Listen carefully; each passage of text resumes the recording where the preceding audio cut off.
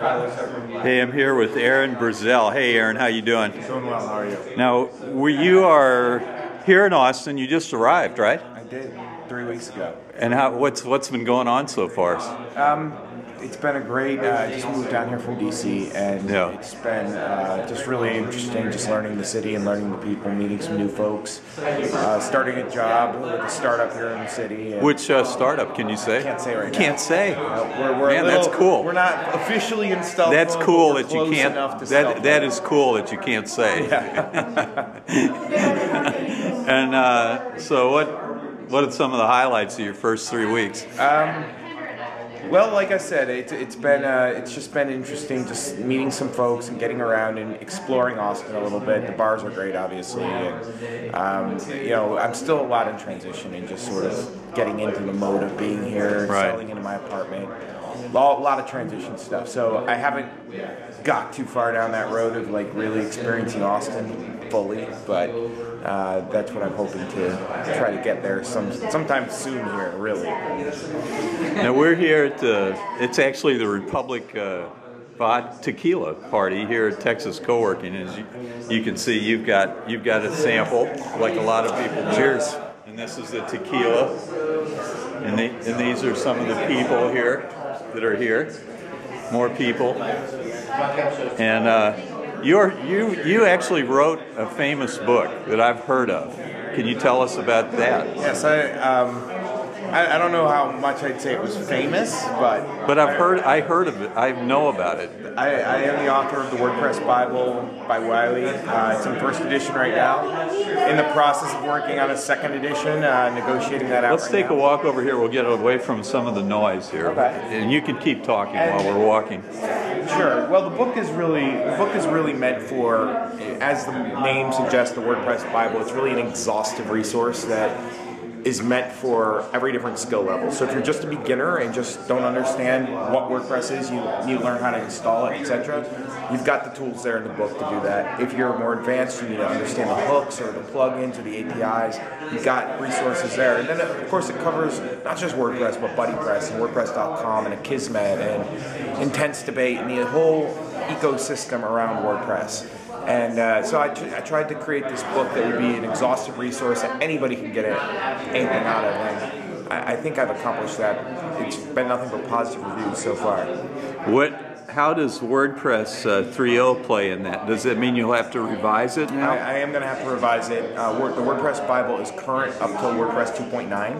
Okay. But the nice thing about WordPress is I'm a core contributor, so I'm involved in the development process. The nice thing about WordPress is we try very, very hard, unless absolutely necessary, to preserve backwards compatibility. So what was relevant in WordPress 2.9 is still relevant in WordPress 3.0. The exception is we don't cover new WordPress 3.0 features like the merge and the menu system and things like that in the book. We do cover the stuff that was in WordPress 2.9 in the book, and that all is still in WordPress 3.0 as well. Just off the top of your head, percentage-wise, how much more are you going to have to add to the book to bring it up to date? Or is there 10 or 20% more to know now? There's a couple areas that can be enhanced or axed, so to speak. The whole WordPress MU idea, the chapter on MU, and all the insights on MU probably needs heavy revision now that the merge has happened and WordPress MU is merged into regular WordPress. So I need to now be able to address multi-site. So there's significant additions there. BuddyPress has matured significantly, and so at the time I wrote the book, BuddyPress 1.1.1 was out, 1.2 is out now, and probably 1.3 or maybe 1.4. Now is BuddyPress part of 3.0 now? No. And it probably never will be.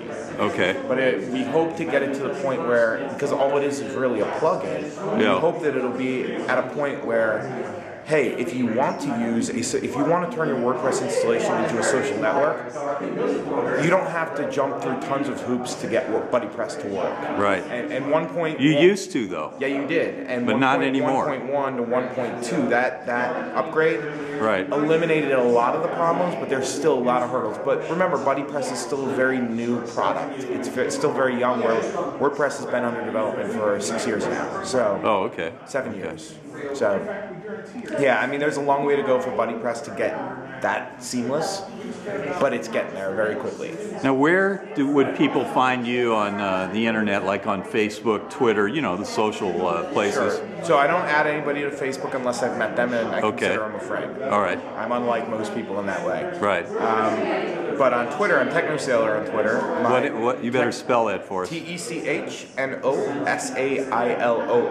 TechnoSailor. TechnoSailor. Okay. And my blog, of course, is technosailor.com. Personal blog is aaronbrazell.com. And then you better spell Brazell, because there could be many spellings. Go ahead. Do it. Start again. I interrupted. Brazell.